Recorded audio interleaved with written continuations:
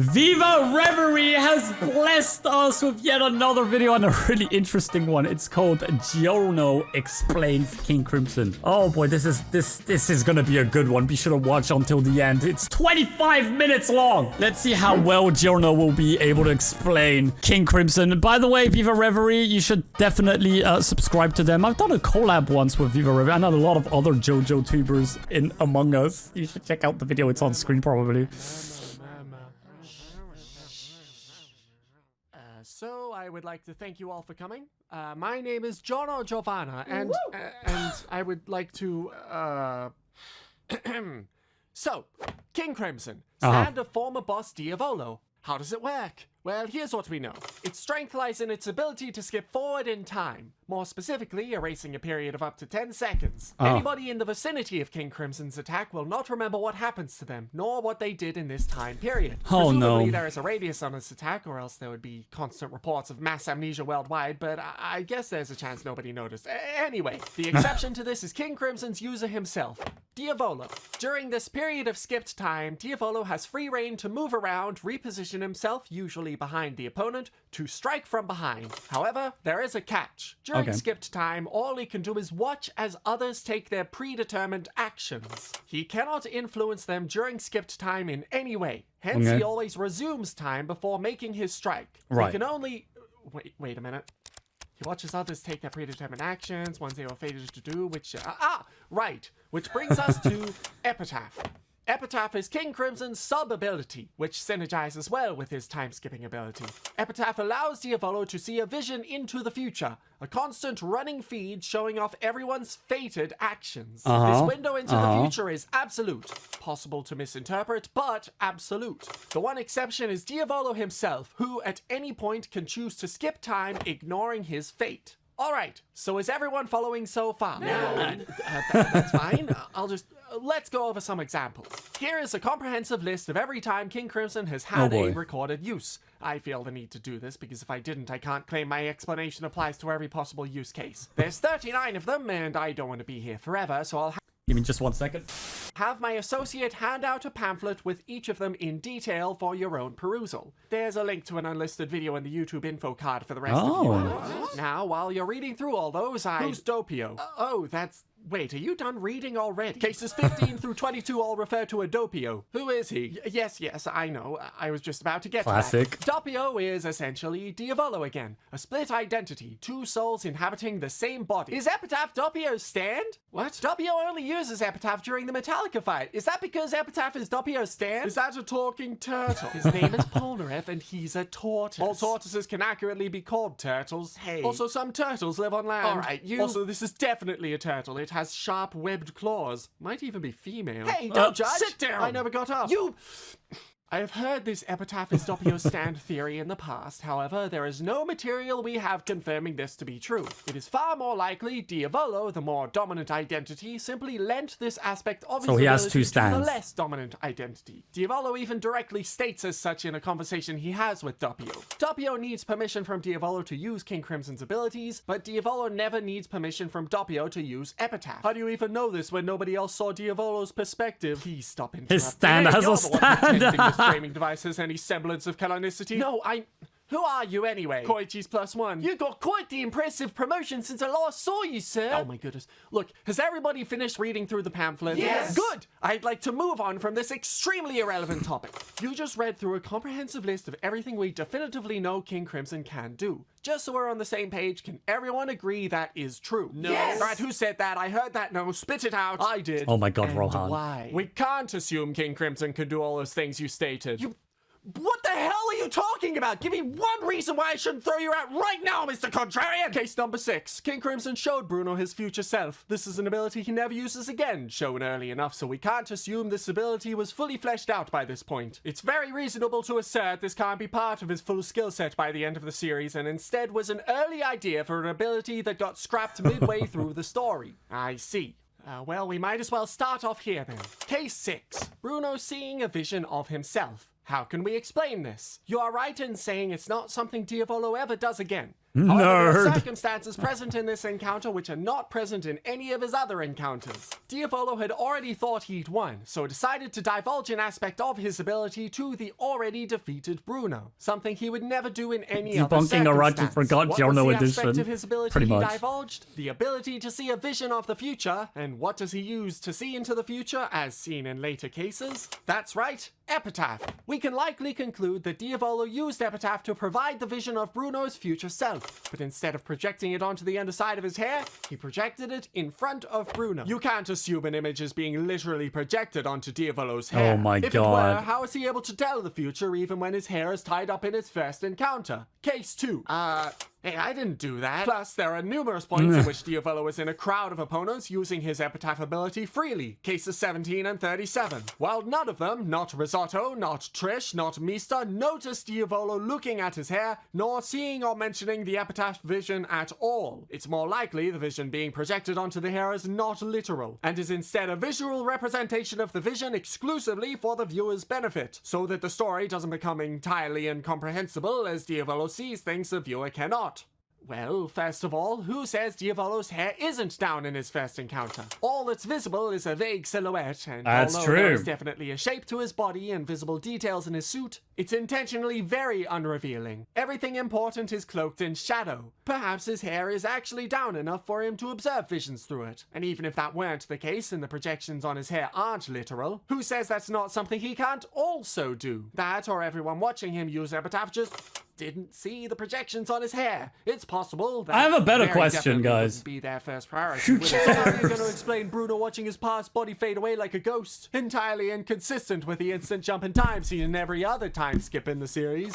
Well, one valid interpretation is Bruno did jump forward instantaneously after seeing the vision of his future self. But we, as a viewer, see the scene from Bruno's perspective, someone seeing the world warp around him, no knowledge of how the ability at play works, so comes with it a mass amount of confusion and disorientation. To him, it was as if he saw his old body fade away, when in actuality he just saw his future self. Then time skipped and suddenly he was that vision he was just observing. Or King Crimson's ability wasn't fully fleshed out yet. Thank you for your contribution. I would like to move on. Thank you. There are many cases we haven't talked about yet, and we haven't even talked in depth about his most important ability. His ability to skip through time. How does it work? The best way I can put it is this. Everyone has actions they are fated to do. Certain stand abilities make use of this fact. King Crimson's Epitaph forecast shows everyone's fated actions, which all follow basic cause and effect. In several instances, the cause for these effects is literally Diavolo looking at Epitaph's vision in the first place. If it weren't for this, Doppio wouldn't attempt to cut off Risotto's foot in case 18, and Diavolo wouldn't know what path to take to dodge all the bullets in case 35. At any point, Diavolo can choose to use King Crimson to skip up to 10 seconds into the future, in which everyone's fated actions, as shown by Epitaph, will take place. The one exception to this is Diavolo himself, who instead has the freedom to move around to any point he pleases, and anything that would have happened to him is entirely ignored. This is how he manages to avoid Aerosmith's bullets in case 23, as they were fated to pierce through his body, killing both him and Risotto. Why yes, I am still mad, thanks for asking. And this is also why King Crimson is required to resume time before he makes any attack, as any action he makes beforehand will phase through any opponent like a ghost. Don't worry, I've got this. That doesn't make sense, sir. What's the problem? Well, you see, it's the blood thing, sir. How is it Diavolo can blind Polnareff by flinging blood into his eyes? You said anything Diavolo does can't my affect God. anybody in the middle of the time skip, but here's Diavolo doing just that. The blood doesn't ghost through Polnareff's body like Aerosmith's bullets. It's landing directly on his body. The same thing happens when he flings blood in your own eyes right before you defeated him with your own amazing abilities, sir. I was expecting someone to bring that up. Well, you see, there's a very easy explanation for that one. Just like how my blood stopped being part of my own body after Diavolo cut my arm off, allowing me to turn my droplets into ants to eat through the shaft of the stand arrow. Oh, just like how Josuke's blood stopped being part of his body, allowing him to strike Kira down with a piece of flying glass. Remember that one, sir? Yes, he wouldn't shut up about it. Well, Diavolo's blood stopped being a part of him once it left his body, and although he wouldn't normally be able to touch another's body, his blood, which is not part of his body, can. How about that? No, that still doesn't make any sense. How so? I mean, I thought the whole point of the time skip was he's that becoming it's all a based nerd on what's too. fated to happen. That should mean anything that defies that fate, which would be the actions Diavolo chooses to take, should be entirely ignored, right? By that logic, there's That no makes way sense. the blood he flings from his body should be able to land on anything, unless that was something that was fated to happen. But if that were the case, you and Polnareff would have closed your eyes if blood was being flung towards it, right? But you clearly didn't, meaning your fate itself didn't see blood get I got thrown into this. your eyes, meaning it wasn't fated to happen, meaning that blood got shouldn't have this, been guys. able to land on either you me a or second. Polnareff at all. Give me a second. Okay, well, it did, though. The blood Actually- landed on Polnareff's eyes in the time skip. There's not really much of a contradiction here. All it means is although things ghost through Diavolo's body, things no longer attached to his body can still touch things. It's not like it affects Polnareff during the time skip. He's acting as if he wasn't blinded at all. But when time resumes, he will suddenly find himself blinded, because the actions that were fated to happen mid-time skip proceed as fated with no changes, with the period afterwards then resuming as normal, now with a blinded Polnareff. It all checks out. What if Diavolo's wielding a spear? What? What if, like, what counts as being part of Diavolo's body? Why is his blood part of his body until it leaves him? Why do his clothes count as part of his body? They'd have to be, or else they'd fall off the instant he time skips and turns ethereal. Well, yeah, his clothes obviously count as part of his body. So what about what's in his pockets? What about what he's holding? What if he's wielding a spear? Why a spear? If he's wielding a spear and tries to swipe someone with it in the middle of a time skip, it obviously wouldn't do anything because he'd be affecting fate with his own actions. He'd just go through them. But what if he threw the spear? Does it stop being part of his body just like his blood? Would it therefore stab anyone he throws it at? Why doesn't he therefore have a ton of spears on him? Why doesn't he use spears like all the time? Well, I guess... No. Okay, no. The spear and maybe the stuff in his pockets wouldn't even follow him in skipped time at all. We never even see Diavolo having any objects on his possession at all when he skips time in the final fight. Maybe he literally can't, with his blood being one of the rare exceptions. And his clothes? Yes, his clothes are also... Even if his clothes were made up of small, sharp objects. Okay, what? What if his clothes were made up of a series of chainmail-like knives? That way he could take individual knives and throw them during time skips, in which they would could be part of his body and affect other bodies like his blood does. But, or I mean, just like how his blood wouldn't immediately blind someone, the bodies he throws the knives at wouldn't even realize they were stabbed until time was resumed again, in which they would go, "Oh, I've been stabbed so suddenly!" But the point is that that's not what he does. Maybe he tried that too. Maybe he can't bring sharp objects into skip time. Maybe he very specifically wears clothes that don't fall off his body when he skips time. Why doesn't he smother people in his special non-falling off clothes? He clearly has more than one outfit. Just skip time and throw a shirt on everyone. That's not the... This is all irrelevant! It's not really reasonable to assume this is a problem he has at all, though, since nothing like this is ever brought up in the text of the source material. Okay! So maybe Diavolo just didn't think to bring a spear into skip time then! Well, then he's an idiot. Sure, he's an idiot! Jeez! Sir? Yes, Koichi. Even if the spear... Please stop talking about the spear. No, this won't take long. Even if the spear isn't able to interact with people because it phases through them like a ghost, what's stopping him from resuming time while the spear is still inside them? That's still a stabbed body, whether he needed to pierce flesh or not. You know what? Two possibilities. One, Diavolo is in fact a massive idiot who seriously never thought to try to do that, which I guess is on the table now. Or two, the spear force ejects itself from the body he's trying to pierce as he resumes time. Maybe the spear shatters. Or some other fourth thing. Maybe it's just me, but I don't think it's very possible to speculate on the edge cases of a spear that doesn't exist. Can Diavolo walk through walls? What? I mean, if he turns into an ethereal ghost when he initiates a time skip, what are the limits on that? If he phases through things like Aerosmith's bullets, what's stopping him from walking through a wall? I mean, Poor Giorno. If he were able to phase through walls, he'd phase through the ground. So, there's some sort of threshold where some things phase through Diavolo and other things are entirely solid. Maybe it depends on if the object is moving or not. Technically, the whole world is constantly in motion, hurtling through space at thousands of miles per... You brought it up. What if the building is collapsing and he's inside it? Does he not get crushed by the rubble? Well, I mean, I guess he might. Ah, here you go. Another potential explanation. What determines whether or not Diavolo will phase through something is if what he's interacting with has a soul or not. Anything without one, like walls and the floor, are entirely solid. Bullets don't have soul. soul. Explanation that even jives with several stands' notable connection to souls, like mine or Chariot Requiem. Certainly a lot more preferable to an explanation that introduces arbitrary exceptions with no basis or precedent in the source material for when said explanation so happens to feature some sort of contradiction. Do animals have souls? Yes, of course they do. Do plants have souls? Oh, zip it. Do plants have souls? I refuse to engage in this hypothetical! Chariot Requiem didn't interact with any plants. Do bullets have souls? No! So he should have been shot by Aerosmith's bullets. Those were stand bullets! Oh, you hear that? Doesn't count if they're stand bullets. Nothing arbitrary about that. Alright, fine. It's not the souls thing, but he definitely can't walk through walls! Is the walls breaking away thing diegetic? You know, when he activates his ability, all the terrain around him collapses and breaks away. If the walls aren't there anymore, then what's stopping him from walking past one and then resuming time? Look, Diavolo's ability is skipping through time. He only ever uses it for time manipulation purposes. If he could walk through walls, he would. But he doesn't, so he can't. The terrain thing might be diegetic, it might not be. It doesn't matter, because either way, Diavolo can't walk through walls. I refuse to dwell on this any further. What happens if Diavolo chooses to ignore what he does in his vision? You know, there wasn't supposed to be any audience participation. I had a whole thing set up. I could just keep going as I had originally planned.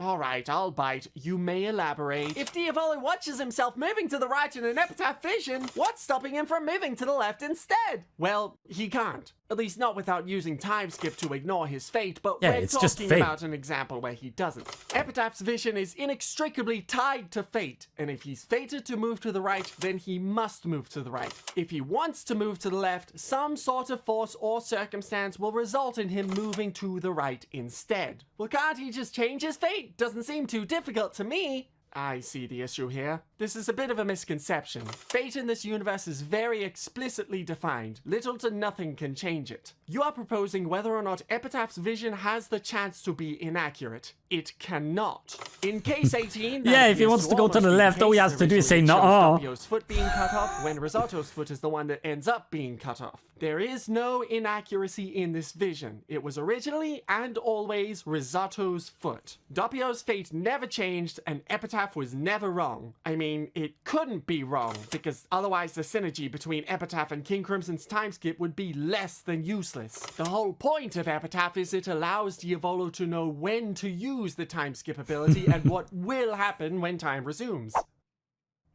Yes, Koichi? So Diavolo can't interact with things during skip time? Yes. So how is he able to pack up all the things during skip time when the hotel lady intrudes on him? Oh my god. Alright, let's explain this one. Case 12. Hotel cleaning lady intrudes on Diavolo. Within the space of a time skip, he manages to pack up all his things and escape. However, by all accounts, this shouldn't be possible due to his inability to interact with any objects during skipped time. At this point, I would like to formally propose a new element into my explanation of this ability. Diavolo's own fated actions. Specifically, what he was going to do if he didn't skip time. This, I feel, is the only way we can explain several use cases of the time skip ability. Yeah, that makes sense. Anything that was fated to happen will happen, including if Diavolo was the one to influence it. How did he grab all his things and leave the hotel? That's the thing. He didn't. His fate was to grab all of his things and leave, but he skipped past that point in time.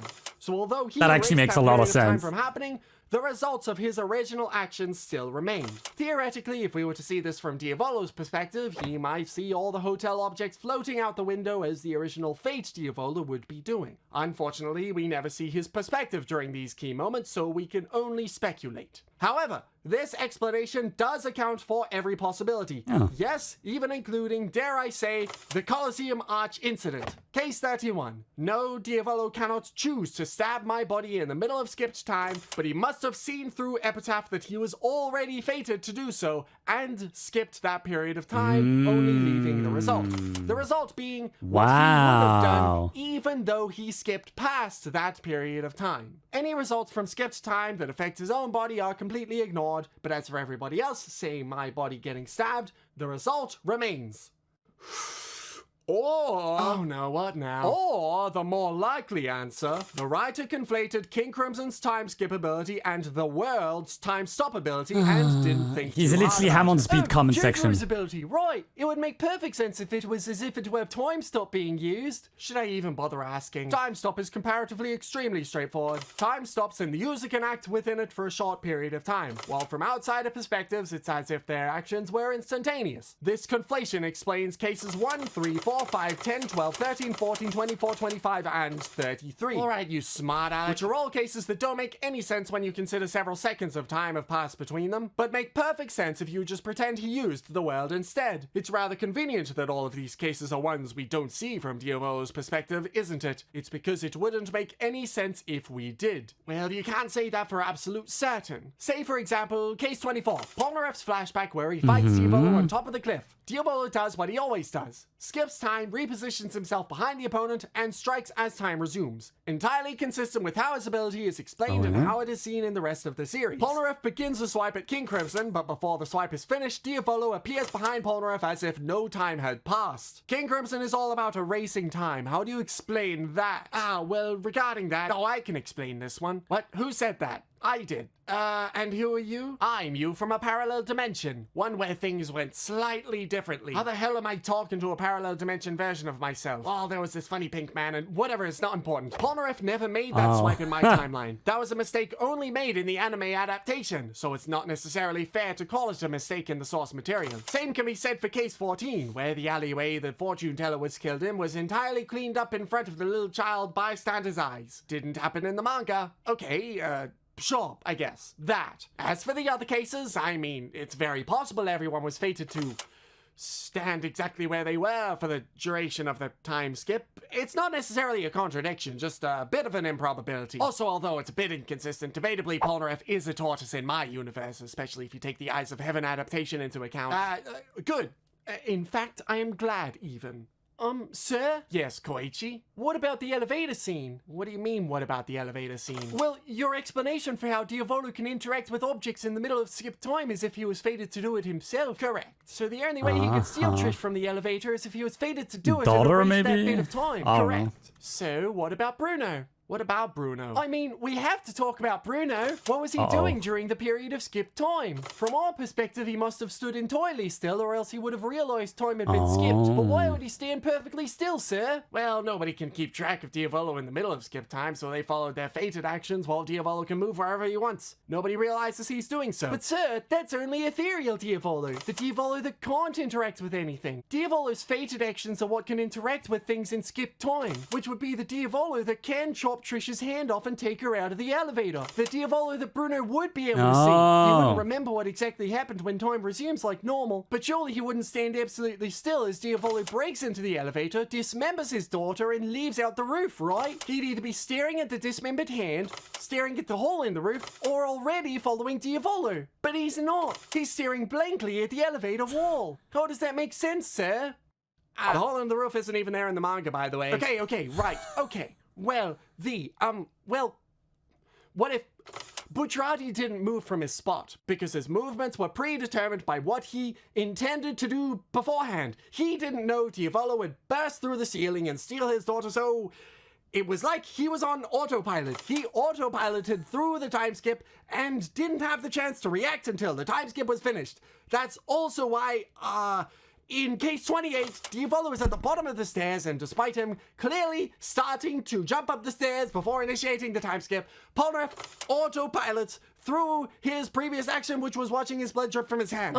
I'm terribly sorry, sir, but that still doesn't make any sense. Oh, boy. If that were the case, then what about when Abakio got off the boat, sir? Case number 8, sir. He didn't want to get off the boat before the start of the time skip, but when the time skip was over, he was already on land. He made the decision to leave the boat during the time skip, so surely there's no such thing as going on autopilot just because time was skipped. Well, he stepped forward the instant before we see the time skip, so maybe he made the split-second decision to get off the boat right before the skip started. He doesn't make that step in the manga. Alright, if you claim your precious manga is the definitive version of this universe, why don't you come up here and do this talk for me? Alright, maybe I will. Alright. I don't think the universe liked that one. Yeah, never mind, you're on your own. I think we're asking the wrong question. I mean, I think the question we gotta be asking is, what did Diavolo see on Epitaph right before stealing Trish away? Well, he saw himself stealing Trish from the elevator, obviously. He had to have, otherwise he wouldn't initiate the time skip in the first place. So what was Bruno doing in Epitaph's vision? He must have been doing something. Whatever he was doing in Epitaph's vision is what he was fated to do. Cause and effect dictates it has to have been absolutely anything. But he doesn't move an inch. The only explanation is time finished skipping, and Bruno just so happened to have been looking at the elevator wall in the exact same position he was before his companion was ripped from his side. But what are the chances of that? Well, to be fair, the chances of that are rather higher than normal, since Diavolo looking at Epitaph's vision, as was previously established, inherently influences the future in his favor, since he has the ability to act in the most optimal way possible from it. Him looking at Epitaph's vision is how he can dodge all of Misa's bullets in case 35 is an example. There you go, now it all makes sense. Does it? Or his ability was conflated with the world's time stop. Oh, shut it! Hey, you tell me which outcome is more likely. The scene was written with all of that overbaked nonsense in mind, or it was a minor lapse of judgment in a story that never focused too hard on the minute details in the first place. What do you think is more important in a story? Following every single rule originally stated on page 1 of a long ongoing narrative, or delivering a cool scene where a companion is ripped away from under the protagonist's nose, allowing him to finally understand and confront the villain's motive and motivate him towards his true goal? Well, you may very well follow that train of logic, but I personally consider that a bit thought-terminating and like you're not willing to engage with the actual puzzle laid before us. We're not asking why the story was written this way. We're asking how this ability works based on the information we were given. Sounds a bit like moving the goalposts to me. Alright, I think we're done here. Thank you all for coming along. I hope you now all have a better understanding on how King Crimson works. I do, actually. I actually do, though. That was very informative, if not a bit infuriating.